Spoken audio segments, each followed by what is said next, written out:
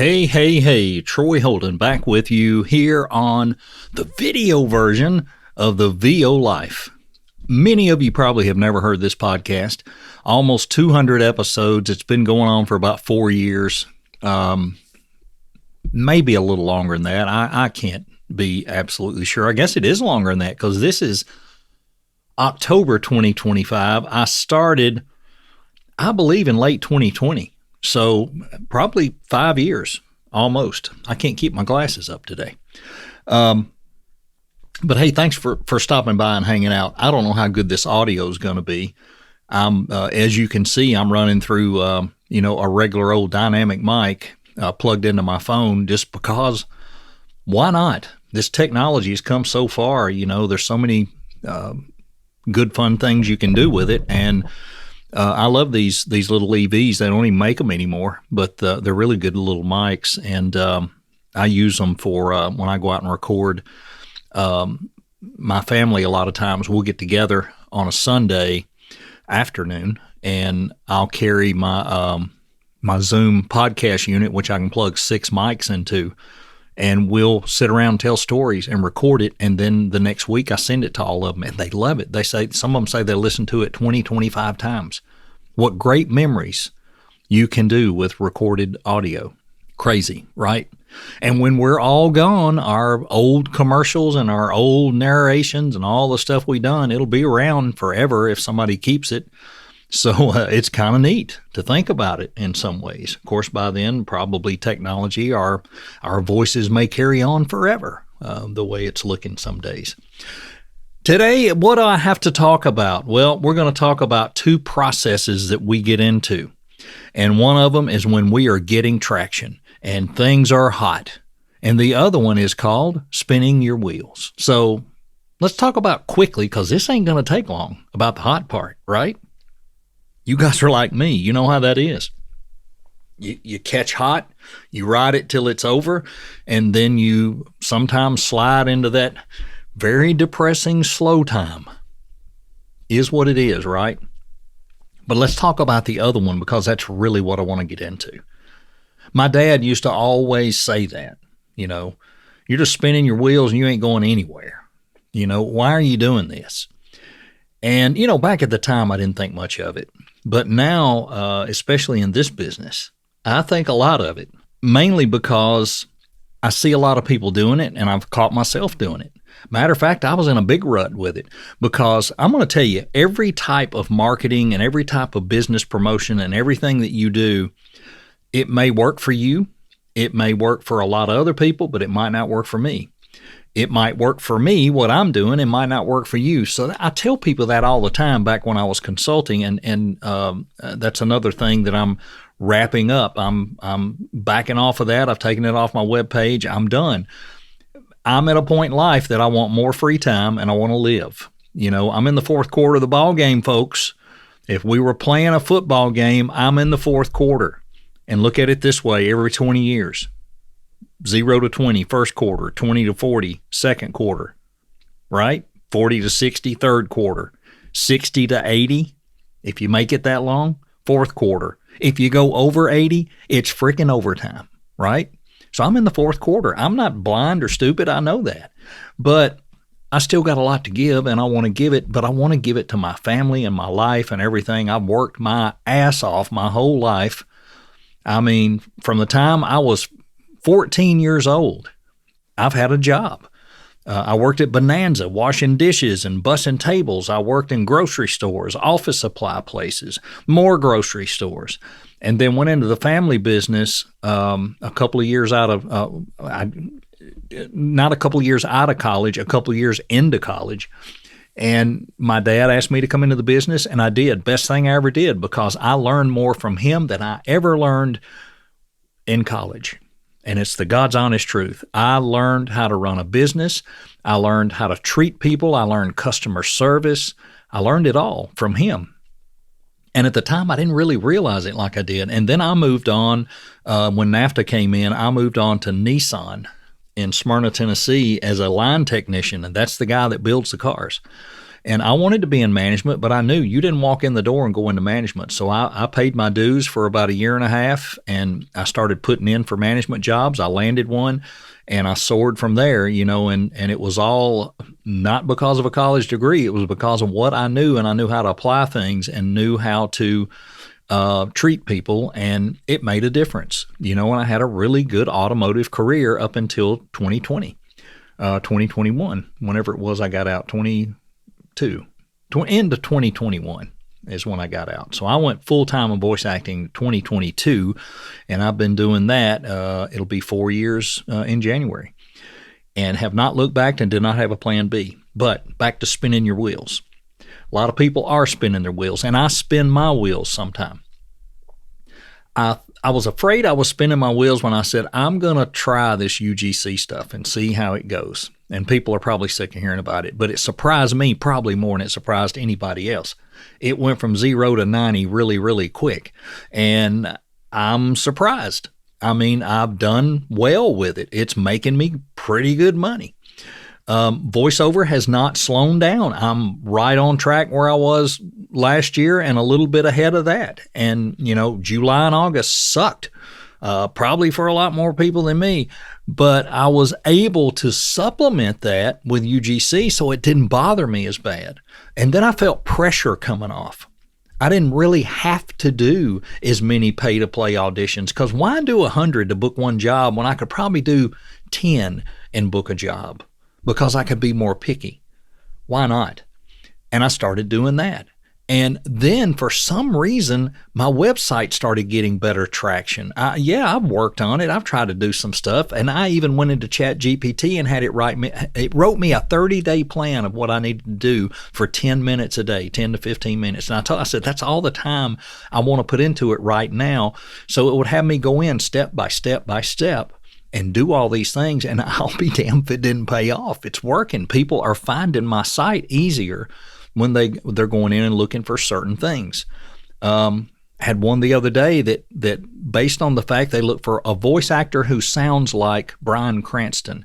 Well, because I had tagged some of my demos because it was a Bryan Cranston type read. I don't sound like him, but it's that type of read. I was found and got a job, and it was a nice paying job. Had another guy that found me that said he went in looking for a Southern accent, but he wanted a subtle Southern accent, not over the top. And I don't know how he worded it, but he said, I popped up first thing, and he reached out, and he listened to the demos, reached out and said, that's the type of voice I want. So a lot of that's paying off. But let me tell you what's not working for me, and you're probably going to go, I cannot believe he said that. What is not working for me, it's working for other people, is direct marketing. I said it. I'm sorry, it's not working for me. Follow-up marketing works for me. Targeted marketing works for me, but not the all blown out direct marketing. Send into all the production houses, send in all the e-learning contacts, and it doesn't work for me. I don't book any of that. They don't come back. They don't reach out. And I know what they say. Sometimes it takes years. I've been doing this for a long time, and had built it up to from like just a handful of people to probably 6,000-8,000 people in my database. I just don't hear much from it. Is it because there's too many of us doing it and they're sick of it? I think that's part of it. It's not all of it, but it doesn't work for me. I'm not trying to tell you to stop, but I've slowed mine way down. I have stopped sending. I'm still working my automotive stuff because I did that through a very targeted plan of how I'm doing it. I stopped radio imaging. I had booked 4 or 5 stations a couple of years ago, and then it just died, and I've picked up nothing else, and most of those don't come back anymore. I'm not going to put efforts into things that don't make money. I'm just not. So for me, all that stopped. It took more pressure off. I had more time. What are you doing with all that time if you got so much time? I tell you, one of the things I'm doing is trying to expand on what I do where it works. If it's working to do this type marketing. How can I expand that and maybe add a few people a week? Because what is being taught out there is totally correct. It's got to be personal. And I had the belief of until they need you, you don't really have to know anything about them, blah, blah, blah, blah, blah. And I think that's true too. But then I started applying what comes into my inbox and what do I read and what would I possibly contact someone back on in the way that they reached out to me? What impressed me? What didn't impress me? And most of the time when they pop in and I read the first sentence, I'm like, you don't even know what I do, because I can just tell what they're saying. They can't help me. There's nothing, they're not even related to what I do. But I still get a lot of people wanting to boost my podcast, help your YouTube views, help these views. I don't need that. That's not going to make me money. So what I'm trying to do is focus on, again, targeted marketing, the one-offs, the two-offs, the follow-ups, the quarterly things, because I've already got my database down to people who've contacted me back and people I do business with, people I have pulled off platforms, people I've pulled off the F word every week. It's not that hard. It's amazing how many different ways different people do things and are successful. One of my best buddies in voiceover, he doesn't market, none, and he's making bank. Why? He did it a different way. He marketed himself as a personality when he went places with agents, with casting directors, with other people, and just by doing a lot of that and getting in front of the right people and all, it paid off. He went to the right conferences. He went to the right seminars. He went to the right things, and it paid off. Plus, he's super duper talented, and there's one thing I'll tell you, hard work beats talent when talent doesn't work hard. Absolutely every time. And he's both. He will do the hard work. His customer service and his knowledge now of rates and how he negotiates is top drawer. And there's nobody any better, I don't think. And there's still things he'll tell you that he doesn't know. He gets in a tight spot and has to look. We all do that. It happens every day. I'm still learning to negotiate the UGC stuff because you can't go in as a top dog and get the $500 for a 15-second spot that's going to run for 3 months.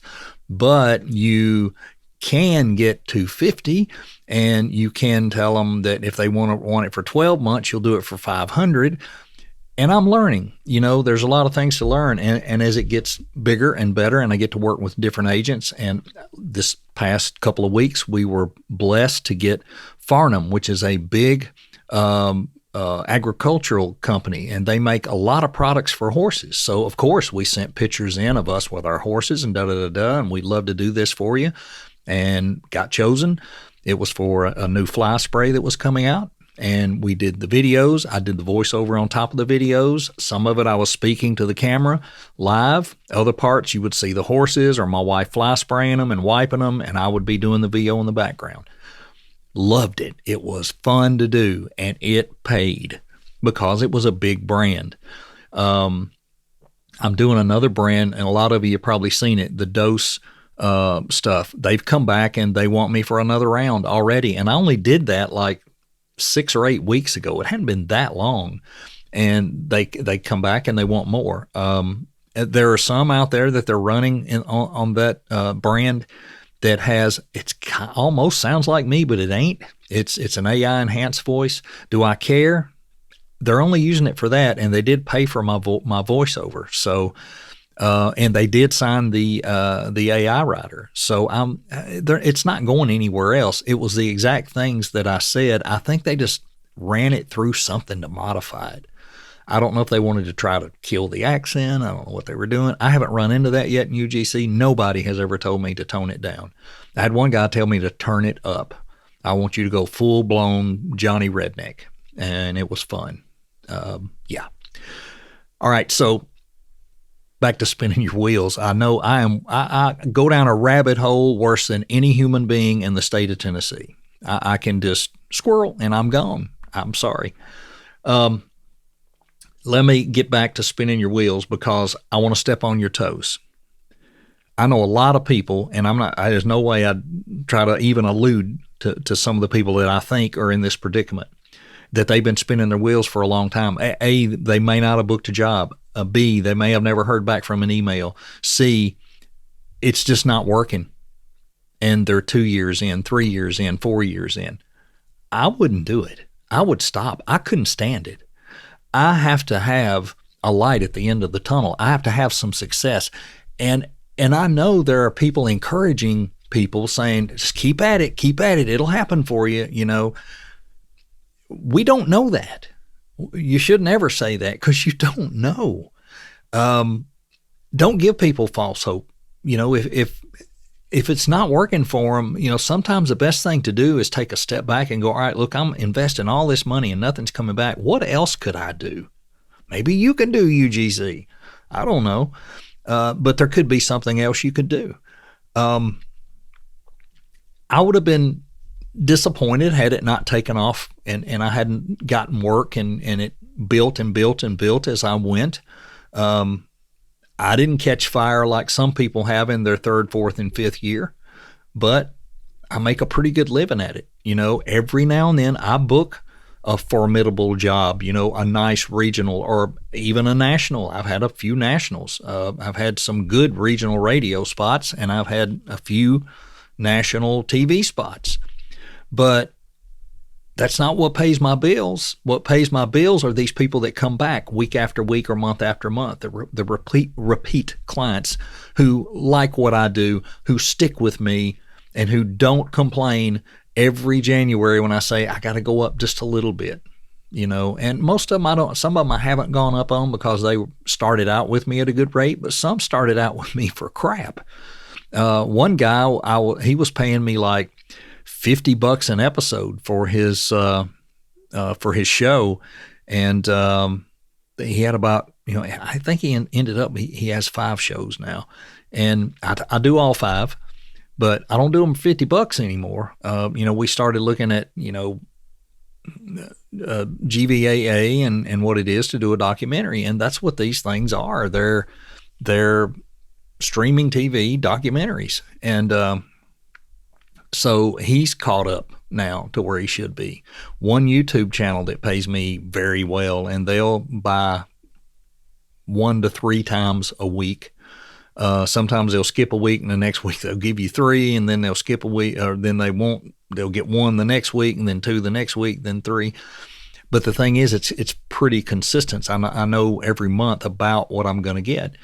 I've got church podcast that I do intros for, and they send me copy every Monday. I have them on a monthly, and I charge them, you know, a certain amount a month, and they're short, 2 or 3 sentences, sometimes, you know, maybe 4, and they pay me every month. I know that's coming. It takes me probably a total of 30 minutes a month, if that, to do it, and the return's good. ROI, right? That's what you want. And I have several more. I have some really good clients that come back 2 or 3 times a year on their phone and IVR stuff. One of them has like 18 different locations. I do all 18. It pays nice. I know that's always coming, you know, and that's the thing. You build up that customer client base and you rely on that, and then you try to replace it while you're marketing to some new people. My biggest disappointment this year has been, unfortunately, automotive. And my automotive fell off. I have found that I had always heard that these people will stick with you for years. I've not found that yet. I get more one-offs, and I get more, they stay with me for a few months and then they're gone. And then of course I'm going, well, it's got to be me. It's got to be my accent. Got to be what. But no, what I find out is they do that all the time. About every quarter they go get a different voice. Is what it is. You know, the market's changing in that maybe. And I'm sure there are some that people have got and they have had them for years. Congrats. I want to do that. But, you know, I'm marketing. I'm doing my thing. I still feel like somewhere between year 5 and 7, things change again. And I think it's coming. But we'll see. Back to spinning your wheels. I have spun my wheels and spun my wheels in so many genres trying to get things going, and now it's landed me here where I'm doing something I didn't expect to do, that somebody told me 2 years ago I should be doing it, and I should have. I would have had a leg up. But now that I'm doing it, I like it. I enjoy it. It's fun. It really is. I'm learning so much about video and video editing and how to do these shots to where people will pay attention, how you're cutting in and out, how to, I don't know. You go on YouTube and you learn. You watch, how to edit UGC videos, what are the most successful ones. What is happening, though, a lot of them are getting too polished, and they don't want that. If they have you do one that's like a full minute and they want you to edit it, you're doing everything, blah, blah, blah. Some of those they do want a little polished, but that's not what UGC is. It's user-generated content, which means average, everyday people. And just talking about something or showing you something. But I think TikTok and all has really driven it to be more like what's that shopping network, home shopping network, because these guys they've got a studio and they got the desk and they got the little turntables with a product on it. And I'm like, that's just selling stuff. What they're trying to do with these others is get you to commit to the brand, not just the product. And I try to keep that in mind when I do these things. But I'd have never thought it would have worked. But I had spun my wheels in these genres. I had spun my wheels with the direct marketing that we all do, that for me was not getting me the return I wanted. So now that I have restructured that and I'm only doing my automotive still because I really believe in it and I'm just going to hang with it and I love the genre, I've kind of said, I haven't booked a video game in quite a while. I'm not worried about it. I booked a bunch of video game stuff the first 3 years. Not going to worry about it because I don't really love it like I do doing commercial stuff and doing the other stuff I'm doing. I love documentary. I'd love to do in-show narration. Promo, I kind of got told in another promo workshop, you're going to have to drop that Southern accent. They don't hire Southern accents for promo, although I hear it a lot. Your barbecue cook-off stuff and all this stuff. I mean, on some of these streaming channels, I do hear it, but is there a big market for it? Probably not. So I just swallow that and go on and keep concentrating on what will put money in the bank, what will feed the family, what will take care of things. And I'm getting better at letting go and not worrying. Man, the first 3 years were stressful as all get out. You don't know. Imposter syndrome's whipping on you, and people are whipping on you, and rejection's whipping on you, and you're hearing people say it's all about the numbers. You got to do all these auditions. To a point, yeah. But for me, the numbers game is more about the ones I should be doing, not all the ones that are out there. I mean, I turn down 10 a day from agents because I'm like, age. I'm not that age. I can't read that age. Some of it I can. I can lift my voice a little bit and sound a little younger and whatever, but a lot of times I say there's too many other people that are going to book that. So, and I've got a couple of casting directors that have told me, well, read for it anyway. We'd like to hear what you do with it. And if they tell me that, I'll do it. They believe in what I'm doing, and I've got an agent that's that way. But fortunately, he sends me stuff. When he sends it, I know I need to take my time with it and nail it because it's in my wheelhouse, or he wouldn't send it to me. And I appreciate that very much with my wop eyes. But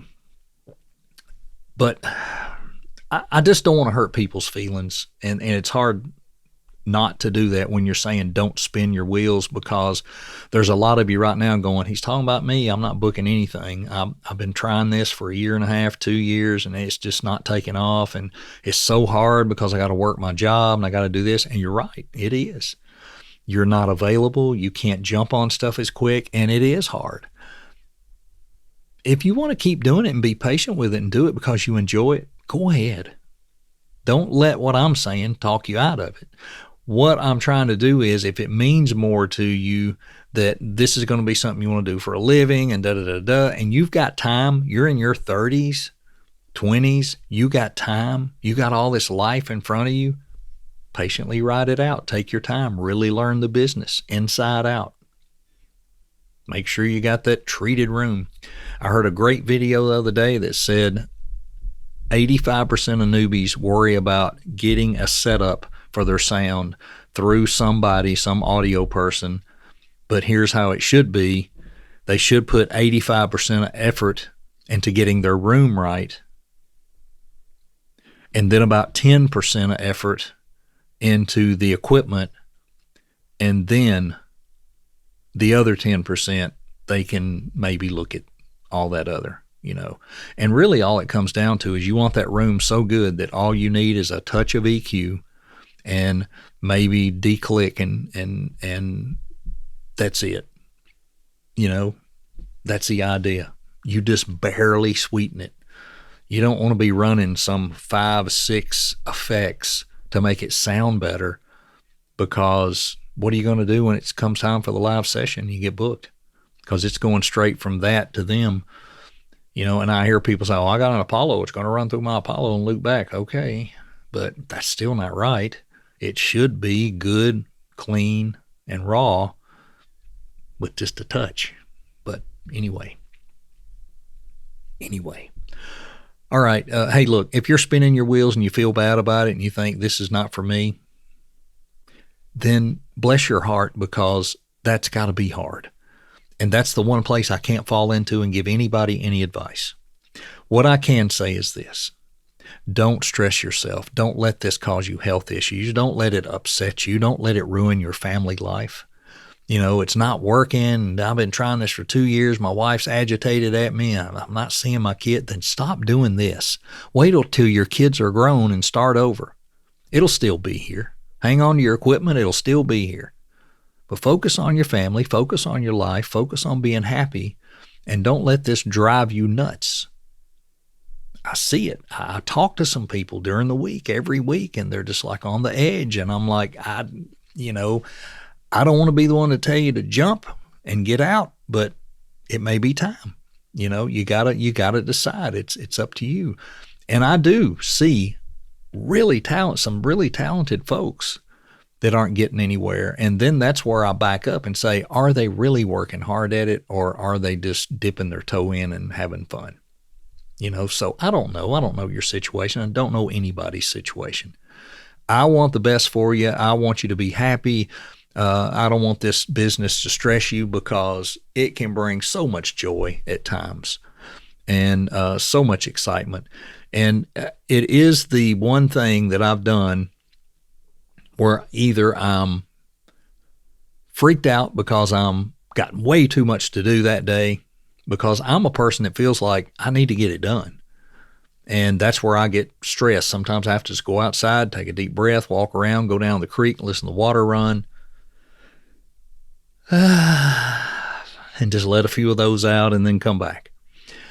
And then there's other times where I'll come in the morning, go through some emails and do some things, and I think, God, I don't have any work today. That's weird. I don't have any work. Well, you know what I'm going to do? I might go see my mom. She's an hour away. Sure enough, I guarantee you by the time I get to her house, I got emails, I got work. That's okay.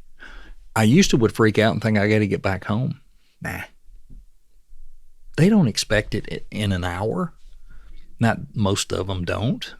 And I'll usually reply to them, say, hey, I ran down to see my mom. Can I get this first thing tomorrow? But if you need it tonight, I'll get it. Just let me know. And they're like, oh, no, man, wait till tomorrow. You're fine. Enjoy spending time with your mom. That makes you feel better, right? She's 88, She's in overtime.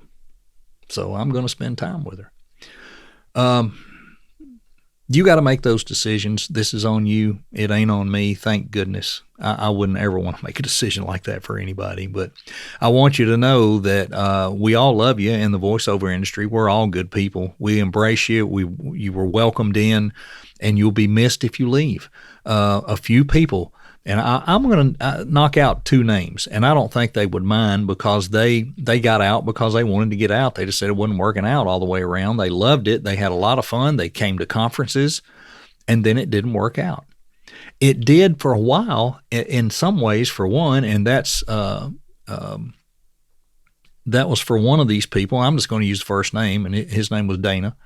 And I thank the world of Dana. Don't hear from Dana much anymore, but Dana made a career move, and moved halfway across the country and took his VO booth with him. And I think he set it up, and then he just never got back into it. Happens, it happens. And then the other person, John, who had retired and got into VO, beautiful voice, had a great voice, a pharmaceutical guy, could do medical narration and all that. And he just decided, it ain't worth the time, and that happens. And I know some other people that have dropped off, but these 2 guys, I felt pretty close to them and never thought about them stopping because they were engaged. They were involved. They came to VO Atlanta. John was in Nashville, I guess it was a year or so ago, year and a half ago, 2 years. Gosh, time flies. And came to something that his wife was doing. And he and I met for, you'll never guess, for a Waffle House breakfast down in White House, Tennessee. And I tickled to death to see him. He's just a great guy, just super great guy. And Dana had come to VO Atlanta, graciously gifted me a wonderful TLM 102 because I had done demos for him and helped him and done some things. And, he was just gracious. Just blessed me with that. And did I deserve it? No. I was happy to help. I didn't want anything in return. He knew I was thinking about getting one of those mics. It wasn't long after I went full time. I didn't want to spend any money. I was doing everything I could to save. And Christmas that year, first year I was in full time, it came in the mail, and I just couldn't believe it. I was overwhelmed. I wanted to send it back, but yeah, and that's just a great gesture, and I've had other people send me things, for helping them, and that's great. I appreciate it. But you don't have to do that. Gosh, spinning your wheels or getting traction, however it's going for you, you make that decision, and you're either in or out, I guess. And some people are going to stay in a little longer just to wait it out. And some may say, that's it. You're right. I've had enough. It's frustrating. It's aggravating, but it doesn't mean you got to completely leave us as people. We still like you and still want to hear from you and be interested in what you're doing, especially those of you that I've gotten to know. I don't want to see people just disappear off the face of the earth. And I've got one guy that I just think the world of, and I don't hear from him anymore, and I'm not bothering him. But I'm about to the point that I may drive up to his house and knock on the door. I miss the guy. I just miss him. He's a good person, and I miss him. And I'm hoping that we can get reconnected, and I'd just like to know more what's going on with him. And I kind of get why he pulled back away from it like he did. I get it. But, man, do I miss the guy. And anyway, and it's like the accountability groups. Let me go all the way back to Louise Porter and Brad Grahowski. And we kind of started all that a long time ago, and we still talk now and then, but not as much as we used to. But I would give anything if the 3 of us had the ability to meet in a place for a weekend. These are people I want to be around. And of course, Charles and Jake, oh my gosh, we were in Texas not long ago, and to me, it was like they're family to me. And so many people in this business are family. And that's what makes it hard when I see them spinning their wheels and struggling and suffering with it. And I know I've done some of that too, but maybe not to that degree. And I hurt for them. I really do. And I wish there was something I could do, but there's not. I I'm not the one that picks people for the jobs. I'm not the one that does all that stuff. But anyway, gosh, I'm almost getting sad here on a Saturday night. Yeah, but it is kind of sad, right? It's hard. It's hard when you want people to do well and succeed, and you're trying to help them, and then things aren't going well, and you're trying to send them to other people that can help them, and it still doesn't help. And I don't know. I don't know. I have no other advice to you to say that if you spin your wheels long enough, you'll dig a rut, and it's harder to get out. And I'll leave it at that. Hey, thanks for dropping by. I enjoyed it. I have not been able to sit down and do this in a few weeks, and I hope to continue to do this through the end of the year.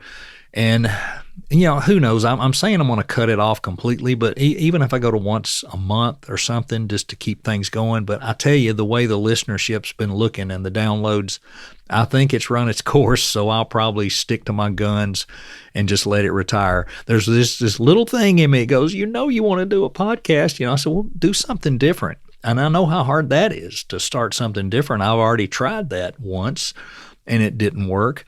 But I've had a couple of people say, why don't you do a UGC thing? I said, well, there's a lot of people doing that right now. You may not realize it, but you go on Spotify and places and look, there's a lot of UGC conversation, and there's a lot of YouTube stuff on it too, and a lot of TikTok, a lot of communities, a lot of coaches who are brand new at it and probably don't know anything. But there are a lot who are vetted and good and been doing this for several years. It's like everything else. And I tell you, maybe that's the excitement of going into it. It's kind of like when I went into VO and the excitement of the new and learning, and I love to learn. Hey, thank you again. Thank you again and again. And hopefully we'll see you here again in a couple of weeks. It's the VO Life, and let's have a word from our wonderful sponsor.